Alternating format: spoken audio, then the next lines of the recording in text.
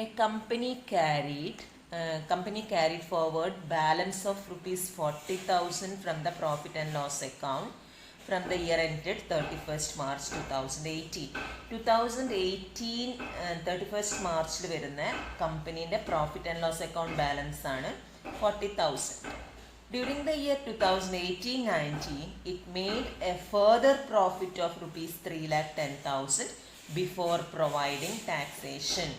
അതായത് 2018-19 എന്ന് പറഞ്ഞത് അവരുടെ കറൻറ്റ് ഇയർ ആണ്. ആ കറൻറ്റ് ഇയറിലെ പ്രോഫിറ്റ് എന്ന് പറയുന്നത് 3,10,000 ആണ്. അപ്പോൾ opening profit and loss account balance 40,000 വന്ന് current year profit before taxation ആണ്. വളരെ ശ്രദ്ധിക്കണം, 3,10,000. അപ്പോൾ ശരിക്കും ടാക്സ് മൈനസ് ചെയ്തിട്ടുണ്ട് ഇത്ര ഉണ്ടാവില്ല. ഈ 3,10,000 ടാക്സ് മൈനസ് ചെയ്യണം എന്നുള്ളതാണ്. ഇനി എന്തൊക്കെയാണ് ചെയ്യാൻ തീരുമാനിച്ചിരിക്കുന്നത്? It was decided that the following decisions carried out. എന്തെല്ലാം നോക്കാം നമുക്ക്.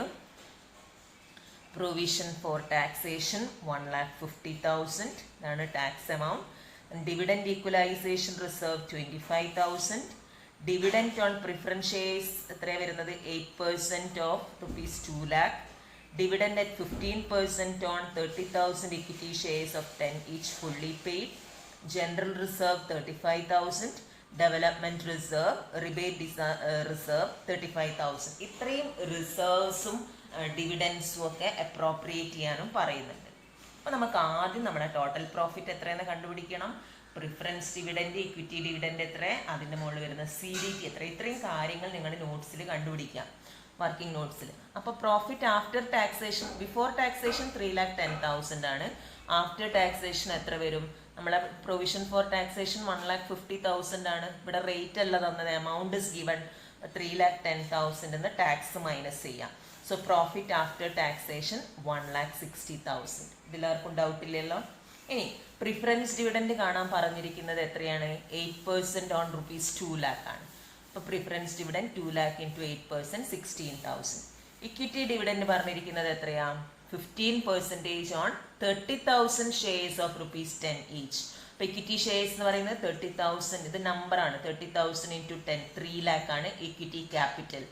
ഇൻറ്റു ഇക്വിറ്റി ഡിവിഡൻഡ് പറഞ്ഞിരിക്കുന്നത് 15%. So 3 lakh into 15% 45,000. ഓക്കെ. അപ്പം നമ്മളെ ടോട്ടൽ ഡിവിഡൻഡ് എന്ന് പറയുന്നത് ഇത് രണ്ടും കൂടെ ആഡ് ചെയ്യുക, preference dividend and equity dividend. So 61,000 ആണ് ടോട്ടൽ ഡിവിഡൻഡ്. ഇതിൻ്റെ മുകളിൽ നിന്ന് ഗ്രോസ് എമൗണ്ട് കണ്ടുപിടിക്കണം. അപ്പോൾ ഗ്രോസ് എമൗണ്ട് കാണാൻ വേണ്ടിയിട്ട് ഗ്രോസ് ഡിവിഡൻഡ് 61,000 into 100/85. സോ 71,765.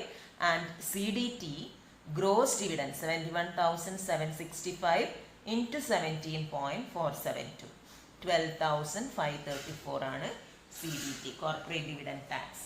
അപ്പോൾ ഇനി നമ്മൾ എങ്ങനെയാണ് സർപ്ലസ് അക്കൗണ്ട് കാണുന്നത് നോക്കാം. സർപ്ലസ് അക്കൗണ്ടിൽ നമ്മൾ ആദ്യം എന്ത് ചെയ്യുന്നു?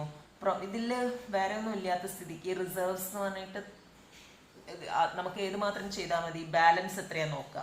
Opening balance is given. Profit and loss അക്കൗണ്ടിൻ്റെ ഓപ്പണിംഗ് ബാലൻസ് എത്രയാണ്? 40,000. Net profit for the current year after taxation we have already calculated. എത്രയാണ്? 1,60,000. അപ്പോൾ 1,60,000 ആണ് പ്രോഫിറ്റ് ആഫ്റ്റർ ടാക്സ് എന്ന് പറയുന്നത് ഫോർ ദ കറൻറ്റ് ഇയർ. അപ്പോൾ ടോട്ടൽ പ്രോഫിറ്റ് 2,00,000 രൂപ. ഓപ്പണിങ്ങും കറൻറ്റ് ഇയറിൻ്റെ പ്രോഫിറ്റും കൂടെ ആഡ് ചെയ്താൽ ഇതിൽ നിന്ന് ഏതൊക്കെ അപ്രോപ്രിയേഷൻസാണ് പറഞ്ഞിരിക്കുന്നത്? 1 by 1 ആയിട്ട് മൈനസ് ചെയ്യുക. Dividend equalisation reserve 25,000. Proposed preference dividend 16,000. ഇതൊക്കെ എങ്ങനെയാണ് കണ്ടുപിടിച്ചതെന്ന് ഞാൻ ഓൾറെഡി പറഞ്ഞു കഴിഞ്ഞു. Equity dividend 45,000. CDT 12,534 കണ്ടുപിടിച്ചതാണ്. Then transfer to general reserve 35,000. Then development rebate reserve 35,000. അപ്പോൾ പ്രോഫിറ്റിന് ഇത്രയും മാറ്റി വെക്കാൻ പറഞ്ഞിട്ടുണ്ട് അപ്രോപ്രിയേഷൻസ്. അപ്പോൾ നമ്മളെ total amount to be deducted from profit is 1,68,539. So ഈ ബാലൻസ് എന്ന് പറയുന്നത് എത്രയാണ്? 31,461. ക്ലിയർ ആണോ? Thank you.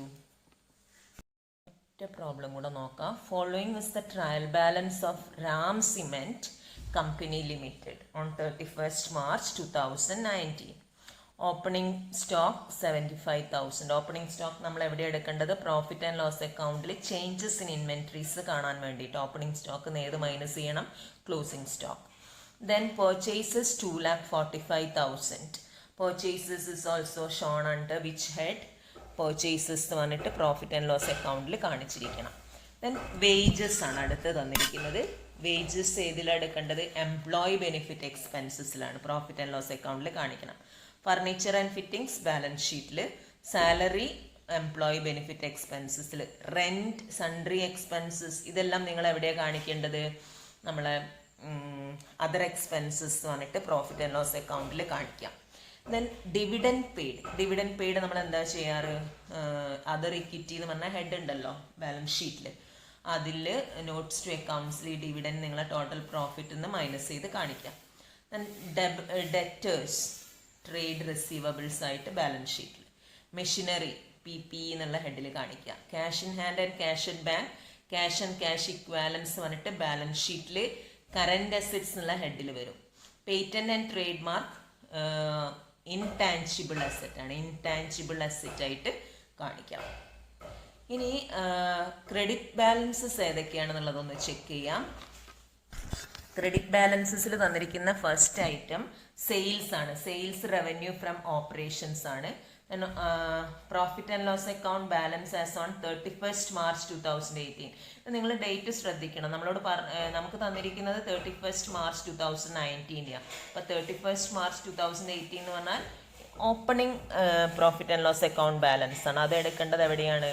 Other ഇക്വിറ്റിയിൽ total profit കണ്ടുപിടിക്കുന്ന സമയത്ത് ആഡ് ചെയ്യാം. Then share capital 1 lakh. Share capital equity എന്നുള്ളതിൽ കൊടുത്താൽ മതി. സൺട്രി ക്രെഡിറ്റേഴ്സ് ഏതിലാണ് കൊടുക്കേണ്ടത്? ട്രേഡ് പേയബിൾസ് കറന്റ് ലയബിലിറ്റി ആയിട്ട് കാണിക്കാം. റിസർവ് ഫണ്ട് അതർ ഇക്വിറ്റിയിൽ റിസർവ്സ് ആൻഡ് സർപ്ലസിൽ എടുക്കാം. ഡിസ്കൗണ്ട് റിസീവ്ഡ് അതർ ഇൻകം ആയിട്ട് കാണിച്ചിരിക്കണം പ്രോഫിറ്റ് ആൻഡ് ലോസ് അക്കൗണ്ടിൽ.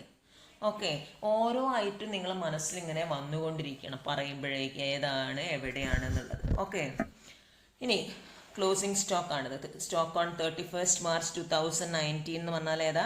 82,000 ക്ലോസിംഗ് സ്റ്റോക്ക്. ക്ലോസിംഗ് സ്റ്റോക്ക് ഇത് അഡ്ജസ്റ്റ്മെന്റിൽ തന്നതായതുകൊണ്ട് രണ്ട് സ്ഥലത്ത് കാണിച്ചിരിക്കണം. ഒന്ന് പ്രോഫിറ്റ് ആൻഡ് ലോസ് അക്കൗണ്ടിൽ opening stock minus closing stock ചെയ്യാനും, അതായത് ചേഞ്ചസ് ഇൻ ഇൻവെൻട്രീസ് കാണാനും.